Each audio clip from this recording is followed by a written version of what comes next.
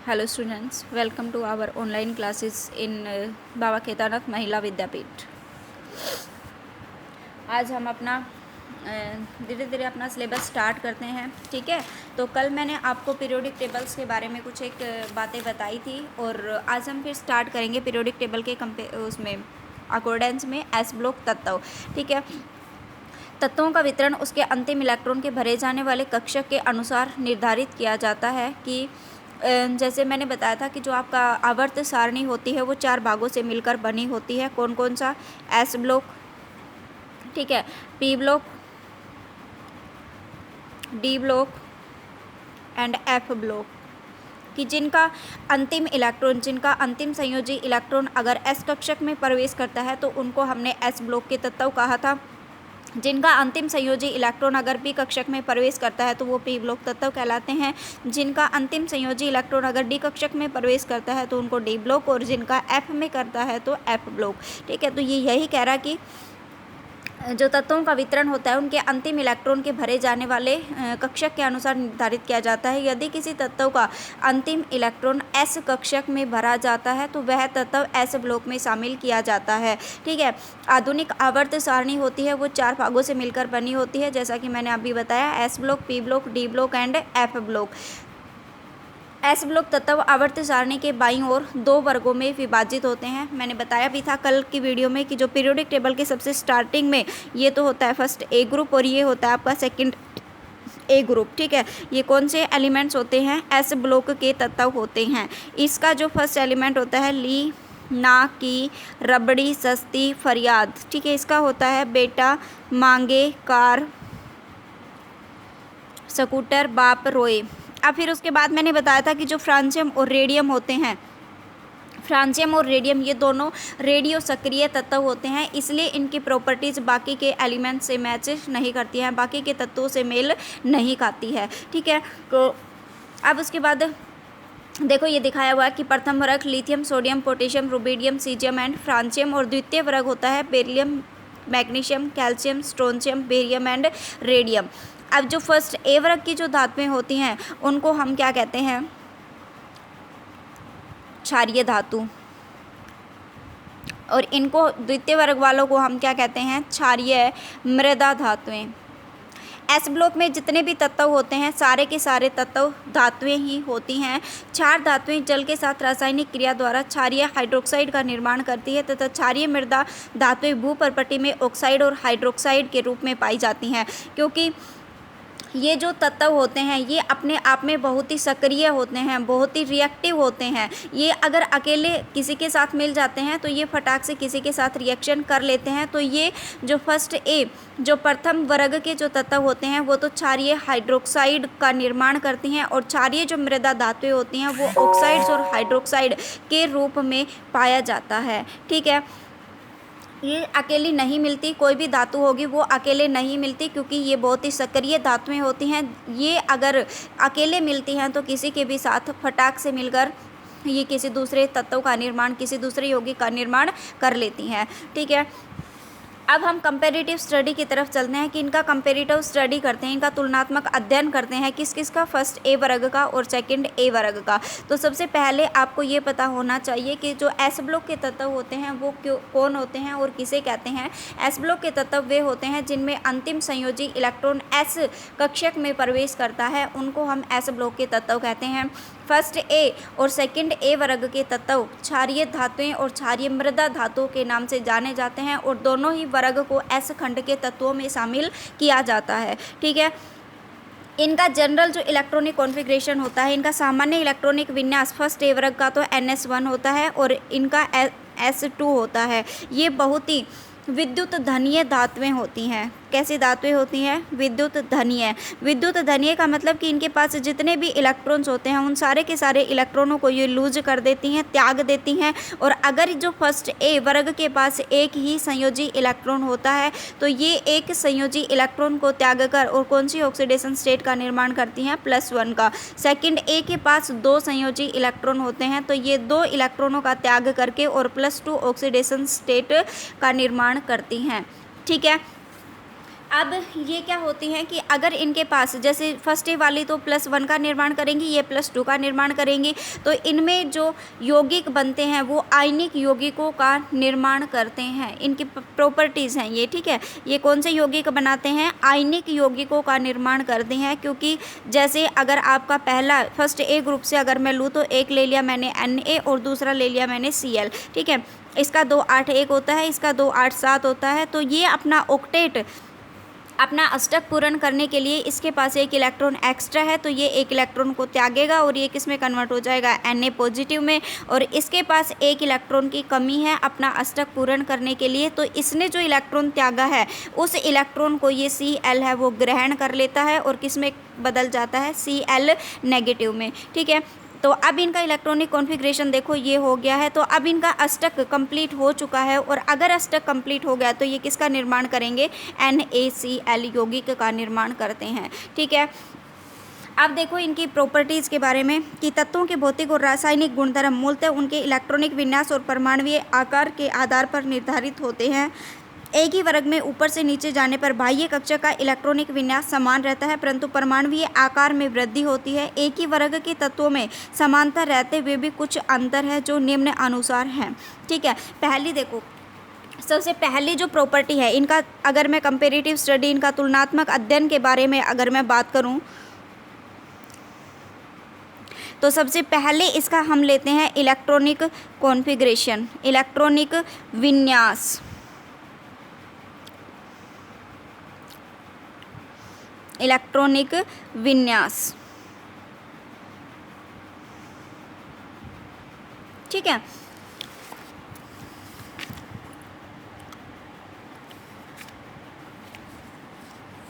Electronic विन्यास आपकी book में नहीं दिया गया है तो आप यहाँ से कर लेना, ठीक है। तो lithium, sodium, potassium, rubidium, caesium and francium, ठीक। अब इनका मैंने सामान्य इलेक्ट्रॉनिक विन्यास तो मैंने बता दिया, इनका क्या होता है? 1s1। जैसे अगर लिथियम का एटॉमिक नंबर की मैं बात करूँ तो कितना होता है? 3। तो इसका जब इलेक्ट्रॉनिक कॉन्फ़िगरेशन अगर मैं लिखूँगी तो 1s2 2s1, ठीक है। और इसका अगर आप देखोगे तो एटॉमिक नंबर, परमाणु जो संख्या होती है वो 11 होती है। तो इसका हम अगर लिखेंगे तो 1s2 2s2 2p6 और 3s1। तो एक लाइन में तो इसने ये बताया है कि इनका जो सामान्य इलेक्ट्रॉनिक विन्यास होता है वो चेंज नहीं होता, कि जैसे इसमें भी S में एक इलेक्ट्रॉन है, इसमें भी S में एक इलेक्ट्रॉन है, यहाँ पर कोषों की संख्या होती है वो लगातार बढ़ती जाती है। अब मैं इसको ये लिख सकती हूँ 1s2 2s2 2p6, टोटल कितने हो गए? 2 4 और 6 10। तो ये किसका इलेक्ट्रॉनिक विन्यास हो गया? नियोन का, ठीक है। नियोन के बाद अगर मैं देखूँ तो यहाँ पर आर्गन, आर्गन और 4s1, ठीक है। अब ये 11 और इसका एटॉमिक नंबर होता है 18, तो हमने इसमें ऐड किया कितना? 8, फिर इसमें कितना ऐड किया? 8 ही। अब उसके बाद ये मैजिक नंबर होते हैं। अब इसका एटॉमिक नंबर अगर हम याद नहीं रहे तो हम मैजिक नंबर से कैलकुलेट कर सकते हैं। तो सबसे पहले वाले का तो थोड़ा सा यह याद ही रहेगा कि लिथियम का एटॉमिक नंबर, लिथियम की जो परमाणु संख्या होती है वो कितनी होती है? 3। फिर 3 में हमने कितना ऐड किया? 8। फिर 11 में हमने फिर से कितना ऐड किया? 8। फिर अब 19 में मैं ऐड करूँगी 18, तो रुबिडियम का कितना आ गया? 37, ठीक है। अब उसके बाद इसमें भी मैं कितना ऐड करूँगी? 18। तो 18 जब अगर मैं ऐड करती हूँ तो कितना आएगा? 8 7 15, ऐड करो 55, ठीक है। अब उसके बाद इसमें मैं ऐड करूँगी 32, तो 32 ऐड जब अगर आप करोगे तो इसका एटॉमिक नंबर कितना आएगा? 87। क्लियर हो गया? तो देखो यहाँ लिख देती हूँ मैं lithium, sodium, potassium, rubidium, caesium and francium. तो देखो लिथियम का एटॉमिक नंबर है 3, सोडियम का कितना आया? 11, पोटेशियम का कितना आया? 19, इसका कितना है? रुबिडियम का 37, सीजियम का कितना आया? 55, फ्रांसियम का कितना आया? 87। तो यहाँ हमने किया 8 और यहाँ किया 8, एडिशन करते चले गए हम 18 18, और फिर उसके बाद हमने एडिशन किया 32 का, ठीक है। तो जो 8 8 18 18 32 जो हमने जोड़ा है वो क्यों जोड़ा है? क्योंकि हम इनको किस नाम से जानते हैं? मैजिक नंबर से जानते हैं। किससे जानते हैं हम? मैजिक नंबर से, जादुई संख्या के नाम से हम इसको जानते हैं, ठीक है। अब इनका जब इलेक्ट्रॉनिक कॉन्फ़िगरेशन अगर लिखना चाहते हैं तो लिथियम का फिर हो जाता है ऐसे ही 1s2 2s1, सोडियम का अगर लिखेंगे तो हम 3s1, पोटेशियम का अगर लिखेंगे तो यहाँ क्या आ गया था? हीलियम, हीलियम का होता है ना 1s2, तो यहाँ किसका आ गया नियोन का, फिर उसके बाद किसका आता है आर्गन का 4s1, फिर रुबिडियम में आर्गन के बाद क्या आता है क्रिप्टोन, क्रिप्टोन 5s1, फिर उसके बाद सीजियम, सीजियम में क्या आ जाएगा क्रिप्टोन, जीनोन 6s1 और फ्रांसियम में क्या आ जाएगा रेडोन 7s1। तो यहाँ अगर आप देख रहे हो तो एक वर्ग में जब हम ऊपर से नीचे आ रहे हैं तो इलेक्ट्रॉनों की संख्या तो सेम है, इलेक्ट्रॉनों की संख्या में कोई बदलाव नहीं आया, बदलाव किस में आया है कोषों की संख्या में। तो अगर एक वर्ग में हम ऊपर से नीचे जाते हैं तो कोषों की संख्या लगातार बढ़ती जाती है। ठीक है, ये आपने पहले भी पढ़ा होगा कि कोषों की संख्या एक वर्ग में ऊपर से नीचे जाने पर बढ़ती जाती है, जिसकी वजह से इनका जो साइज़ होता है, जो आकार होता है, वो भी क्या होता है एक वर्ग में ऊपर से नीचे जाने पर बढ़ता है। ठीक है, और आकार को ही हम किस नाम से भी जान सकते हैं, और परमाणविक त्रिज्या, परमाणविक त्रिज्या के नाम से भी हम इसको जान सकते हैं। ठीक है, अगर मैं बात करूं कि ऐसे ही फिर अगर चलते हैं हम बेटा मांगे कार स्कूटर बाप रोए, तो इसका जब मैं इलेक्ट्रॉनिक कॉन्फ़िगरेशन लिखूंगी तो 4 एटॉमिक नंबर होता है, तो 1s2 और 2s2, तो मैं इसको ये लिख सकती हूँ। तो 1s2 किसका हो गया हीलियम का, और इसका जनरल इलेक्ट्रॉनिक कॉन्फ़िगरेशन क्या हो गया 2s2। ठीक है, अब उसके बाद हीलियम के बाद क्या आता है नियोन, नियोन 3s2, नियोन के बाद क्या आता है आर्गन 4s2, आर्गन के बाद क्या आता है क्रिप्टोन 5s2, क्रिप्टोन के बाद क्या आता है जीनोन 6s2 और रेडोन 7s2।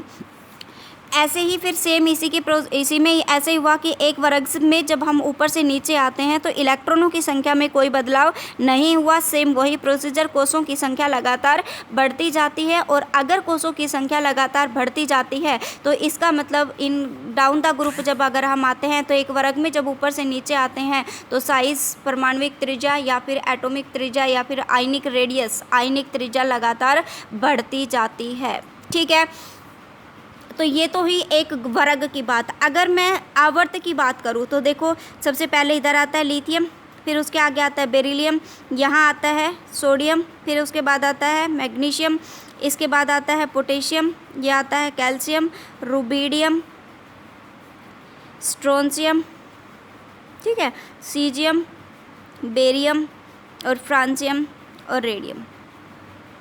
अगर मैं आवर्त की बात करूं तो आवर्त में क्या होता है कि जो एटॉमिक रेडियाई होती है, यहाँ पर क्या होता है कोषों की संख्या तो कैसी रहती है समान रहती है, कोषों की संख्या में कोई चेंजमेंट नहीं आता। देखो कोषों की संख्या समान होती है। देखो इसका जब इलेक्ट्रॉनिक कॉन्फ़िगरेशन हमने लिखा था लिथियम का तो कितना आया था 1s2 2s1, जब हमने बेरिलियम का लिखा तो 1s2 2s2। तो यहाँ पर एक एक इलेक्ट्रॉन की संख्या लगातार बढ़ती जाती है। ठीक है, यहाँ पर क्या हो रहा है कोषों की संख्या तो समान होती है लेकिन एक इलेक्ट्रॉन लगातार बढ़ता जाता है। और अगर एक इलेक्ट्रॉन बढ़ता जाता है तो इसका मतलब एक हम बोलते हैं उसको प्रभावी नाभिकीय आवेश। ठीक है, प्रभावी नाभिकीय आवेश की वजह से प्रभावी नाभिकीय आवेश बढ़ता है, जिसकी वजह से प्रभावी जेड इफेक्टिव बोलते हैं उसको, प्रभावी नाभिकीय आवेश बढ़ता है क्योंकि एक एक इलेक्ट्रॉन बढ़ गया। और एक एक इलेक्ट्रॉन अगर बढ़ गया तो बीच में ये आपको पता है एटॉमिक स्ट्रक्चर के अंदर के बीच में क्या होता है न्यूक्लियस, और इलेक्ट्रॉन इसके चारों तरफ क्या लगाते हैं चक्कर लगाते हैं। तो अगर एक एक इलेक्ट्रॉन यहाँ पर बढ़ रहा है तो इसका मतलब इस न्यूक्लियस के ऊपर जो इफेक्शन है वो क्या हो गया बढ़ गया। और अगर जैसे ही न्यूक्लियस के ऊपर अफेक्शन बढ़ेगा, न्यूक्लियस के ऊपर प्रभाव बढ़ेगा तो जेड इफेक्टिव बढ़ने के साथ साथ इसका जो आकार होता है वो क्या हो जाता है कम होता है। क्यों होता है देखो कि न्यूक्लियस के पास कैसा चार्ज होता है, न्यूक्लियस में कौन रहता है प्रोटॉन और न्यूट्रॉन, और बाहर कौन लगाते हैं चक्कर इलेक्ट्रॉन लगाते हैं। तो आपको पता है प्रोटॉन के ऊपर कैसा चार्ज होता है पॉजिटिव चार्ज होता है, न्यूट्रॉन कैसा होता है उदासीन होता है, बिल्कुल ही न्यूट्रल होता है, इसके ऊपर कोई चार्ज नहीं होता। अब मैं ये मान सकती हूँ कि न्यूक्लियस में प्रोटॉन और न्यूट्रॉन रहता है, इसका मतलब जो न्यूक्लियस है उसके ऊपर कैसा चार्ज हो गया पॉजिटिव, और इलेक्ट्रॉन के ऊपर कैसा चार्ज है नेगेटिव। तो न्यूक्लियस अगर न्यूक्लियस छोटा हो गया मतलब न्यूक्लियस के पास बेचारा न्यूक्लियस के ऊपर तो कोई इफेक्ट नहीं पड़ा, लेकिन जो इलेक्ट्रॉनों की संख्या जो लगातार बढ़ रही है तो इलेक्ट्रॉन नेगेटिव चार्ज है और न्यूट्रॉन के पास न्यूक्लियस के पास पॉजिटिव चार्ज है। तो ये क्या करेंगे एक दूसरे को अपनी तरफ आकर्षित करेंगे, और जैसे ही ये आकर्षित करेंगे तो इसका जो साइज़ है ये इलेक्ट्रॉनों को अपनी तरफ खींचेगा, और जैसे ही इलेक्ट्रॉनों को अपनी तरफ खींचेगा तो इसका साइज़ क्या हो जाता है, थोड़ा श्रिंक हो जाता है, थोड़ा सिकुड़ जाता है, जिसकी वजह से आवर्त में बाएं से दाएं जाने पर साइज़ घटता है, लेकिन एक वर्ग में ऊपर से नीचे जाने पर आकार बढ़ता है। क्यों बढ़ता है? क्योंकि यहाँ पर लगातार कोषों की संख्या बढ़ती है, ठीक है। और आकार आवर्त में घटता क्यों है? क्योंकि यहाँ पर कोषों की संख्या तो समान होती है, लेकिन एक एक इलेक्ट्रॉनों की संख्या यहाँ पर बढ़ती जाती है, जिसकी वजह से जो जेड इफेक्टिव है, न्यूक्लियस के ऊपर जो नाभिकीय प्रभाव है, नाभिकीय आवेश का प्रभाव है, वो क्या हो जाता है, बढ़ जाता है, जिसकी वजह से इसका आकार है वो थोड़ा सिकुड़ जाता है। तो अगर मैं देखो अब एक ग्रुप की सबसे पहला क्वेश्चन तो आपका यही बनता है कि फर्स्ट ए ग्रुप को साइज़ के इंक्रीजिंग ऑर्डर में, साइज़ के आकार के बढ़ते हुए क्रम में लिखो, आकार के बढ़ते हुए क्रम में लिखो। तो बढ़ते हुए क्रम में जैसे हम लिखेंगे तो सबसे छोटा साइज़ किसका हो गया, लिथियम का, फिर उसके बाद सोडियम का, फिर उसके बाद पोटेशियम का, फिर उसके बाद रुबिडियम का, और फिर सबसे बड़ा सीजियम का, ठीक है। Lithium is less than sodium, is less than potassium, rubidium, then caesium and then francium, ठीक है। कि लिथियम का जो साइज़ होता है वो सबसे छोटा होता है, फिर उसके बाद अगर मैं बात करूँ तो फ्रांसियम और जो रेडियम होते हैं, मैंने पहले भी बताया कि रेडियो सक्रिय तत्व होते हैं, इसकी वजह से ये बहुत ही अधिक अस्थायी होते हैं, ठीक है। ऐसे ही जब अगर आप इसकी बात करोगे तो बेरिलियम का साइज़ सबसे छोटा और रेडियम का साइज़ या फिर बेरियम का साइज़ सबसे बड़ा होता है। लेकिन अगर मैं आवर्त की बात करूँ तो लिथियम और बेरिलियम एक ही आवर्त में रहते हैं, तो लिथियम और बेरिलियम आवर्त में बाएं से दाएं जाने पर हमें पता है आकार घटता है, तो लिथियम का साइज़ बेरिलियम से थोड़ा बड़ा होता है। Lithium is greater than beryllium, ठीक है। लिथियम का साइज़ थोड़ा बड़ा होता है और बेरिलियम का साइज़ छोटा होता है, क्योंकि यहाँ पर जेड इफेक्टिव नाभिकीय आवेश बढ़ता चला जाता है, ठीक है। ऐसे ही फिर सारे में इस तरीके से मिलेगा, ठीक है। तो देखो इलेक्ट्रॉनिक कॉन्फ़िगरेशन तो आप लिख लोगे अपने आप से। जब आप नोट्स बनाना शुरू करोगे तो कैसे बनाओगे, सबसे पहले एस ब्लॉक के तत्व, उनकी परिभाषा लिखोगे कि यदि किसी तत्व का अंतिम इलेक्ट्रॉन एस कक्षक में भरा जाता है तो वह तत्व एस ब्लॉक में शामिल किया जाता है, ठीक है। अब उसके बाद यहाँ से देखोगे कि जो फर्स्ट ए और सेकेंड ए ग्रुप के, जो सेकेंड ए वर्ग के जो तत्व होते हैं उनको एस ब्लॉक के तत्वों में शामिल किया जाता है। ऐसे लिखना, फर्स्ट ए वर्ग के तत्व ये होते हैं, सेकेंड ए वर्ग के तत्व ये होते हैं। इनका सामान्य इलेक्ट्रॉनिक कॉन्फ़िगरेशन, सामान्य इलेक्ट्रॉनिक विन्यास NS1 और सामान्य इलेक्ट्रॉनिक विन्यास NS2 होता है। ये बहुत अधिक विद्युत धनीय धातुएं होती हैं, इसकी वजह से ये जल्दी से इलेक्ट्रॉनों को त्याग कर +1 और +2 ऑक्सीडेशन स्टेट का, ऑक्सीकरण अवस्था का निर्माण करती हैं। ये सामान्यतः आयनिक यौगिकों का निर्माण करती हैं, ठीक है। अब उसके बाद इसकी प्रॉपर्टीज़ में लिखोगे कि कंपैरेटिव स्टडीज़ का तुलनात्मक अध्ययन। सबसे पहले क्या लिखोगे, इलेक्ट्रॉनिक कॉन्फ़िगरेशन। इलेक्ट्रॉनिक कॉन्फ़िगरेशन में लिखोगे ये फर्स्ट ए वर्ग के तत्व हैं और इनका सामान्य इलेक्ट्रॉनिक विन्यास कितना होता है, NS1, ठीक है। अब इसमें जो ऐड करते जाओगे परमाणु संख्या अगर आपको याद रखनी है तो कैसे याद रखोगे, मैंने आपको बताया है कि यहाँ पर मैजिक नंबर अगर आप ऐड करते चले जाओगे तो या परमाणु संख्या आपको याद रखने की ज़रूरत नहीं पड़ेगी, ठीक है। अब उसके बाद सेकंड ए वालों का इलेक्ट्रॉनिक कॉन्फ़िगरेशन, ये सेकंड ए ग्रुप है, इनका सामान्य इलेक्ट्रॉनिक कॉन्फ़िगरेशन NS2 होता है और इस तरीके से हम इनके सामान्य इलेक्ट्रॉनिक विन्यास को लिखते हैं, ठीक है। दूसरा पॉइंट लिखोगे परमाणविक व आयनिक त्रिज्या। तो परमाणवीय आयनिक त्रिज्या में देखो क्या लिखा हुआ है, प्रथम वर्ग के तत्वों की परमाणवीय त्रिज्या उस आवर्त के सभी तत्वों से अधिक होती है। जैसा कि अभी मैंने कंपैरिजन किया था दोनों का कि लिथियम और बेरिलियम का, तो आवर्त में जब बाएं से दाएं जाते हैं तो आकार घटता है, तो लिथियम का साइज सबसे बड़ा हो गया। तो ये यही कह रहा है कि जो फर्स्ट ए वर्ग के तत्व हैं ये अपने आवर्त में सबसे बड़े होते हैं। द्वितीय वर्ग के तत्वों की परमाणु त्रिज्या प्रथम वर्ग के तत्वों से कम परंतु उसी आवर्त के अन्य तत्वों से अधिक होती है। जैसा कि मैंने आपको बताया है कि द्वितीय वर्ग की इनसे तो कम होती है, लेकिन अपने वर्ग में जैसे ये वाला है इसकी सबसे ज़्यादा होगी। क्यों? क्योंकि हम अगर वर्ग में ऊपर से नीचे आते हैं तो कोषों की संख्या लगातार बढ़ती जाती है। ठीक है, देखो फिर कंपैरिजन किया गया है कि वर्ग 1 व वर्ग 2 के तत्वों के आकार का क्रम निम्न अनुसार है। Beryllium is less then lithium, is less than magnesium, is less than sodium, कि ये आवर्त में बता रखा है कि बेरिलियम और लिथियम का जब अगर आप कंपैरिजन करोगे तो बेरिलियम छोटा है, लिथियम बड़ा है। मैग्नीशियम और सोडियम का अगर आप कंपैरिजन करोगे तो मैग्नीशियम छोटा है और सोडियम बड़ा है। ठीक है, आप इस तरीके से लिखना ताकि कंफ्यूज ना होगे। ऐसे beryllium, magnesium, calcium, strontium, barium और रेडियम, ये तो किस में है, वर्ग में, और ये किस में है, आवर्त में। क्लियर।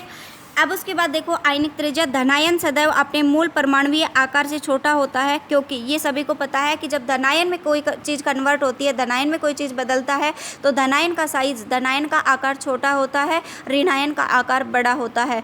बाह्यतम इलेक्ट्रॉनिक कोष का समाप्त होना, कि अगर कोई, जैसे देखो यहाँ पर कि जो लिथियम है, लिथियम अगर +1 में कन्वर्ट होगा, लिथियम किस में कन्वर्ट होगा, +1 में, तो इसका मतलब इसके पास जो 2s वाला एक इलेक्ट्रॉन है, ये एक इलेक्ट्रॉन को त्याग देगा और किस में कन्वर्ट हो जाएगा, लिथियम +1 में। तो इसका इलेक्ट्रॉनिक कॉन्फ़िगरेशन क्या बच गया, 1s2। तो ये कहता है कि जो लास्ट वाला कोष है ना, ये क्या हो गया, इसका समाप्त हो गया, जिसकी वजह से इसका साइज़ क्या हो गया, छोटा हो गया। कि जैसे लिथियम का हम बनाएंगे तो ये तो हो गया इसका न्यूक्लियस, ये इसका 1s और ये इसका 2s। अगर लिथियम प्लस का अगर हम बनाना चाहेंगे तो ये न्यूक्लियस, ये इसका 1s 2s तो बनेगा ही नहीं। तो आपको नज़र आ रहा है कि इसका साइज बड़ा है और इसका साइज छोटा है। तो ये कहता है कि धनायन अपने परमाणविक आकार से हमेशा छोटे होते हैं। शेष इलेक्ट्रॉनों पर प्रभावी नाभिकीय आकर्षण बढ़ना। अब देखो कि अभी तक तो जो न्यूक्लियस का आकर्षण था वो दोनों के इलेक्ट्रॉनों पर था, 1s के ऊपर भी और 2s के ऊपर भी, लेकिन अभी हमने यहाँ देखा कि यहाँ पर न्यूक्लियस के जो इलेक्ट्रॉन है उनका सिर्फ एक का ही प्रभाव रह गया, किसका, 1s का। ठीक है, तो प्रथम वर्ग के तत्वों के धनायन का आकार द्वितीय वर्ग के तत्वों के धनायन के आकार से बड़ा होता है, वो मैं पहले ही पढ़ा चुकी हूँ। दोनों ही वर्गों में ऊपर से नीचे आने पर धनायन के आकार में वृद्धि होती है, क्योंकि कोषों की संख्या बढ़ती जाती है। फिर उसके बाद ये दिखा रखा है परमाणु त्रिज्या या फिर आयनिक त्रिज्या इज इन्वर्सली प्रोपोर्शनल टू नाभिकीय आवेश। ये मैंने क्या लिखा था यहाँ पर, जेड इफेक्टिव। ये मैंने बताया अभी कि आवर्त में बाएं से दाएं जाने पर कोषों की संख्या तो समान होती है, लेकिन एक एक इलेक्ट्रॉन लगातार बढ़ता जाता है, जिसकी वजह से जो प्रभावी नाभिकीय आवेश है वो बढ़ता है और आकार छोटा होता है। ठीक है, तो आज के लिए इतना ही काफ़ी। कल की फिर नेक्स्ट वीडियो में देखते हैं।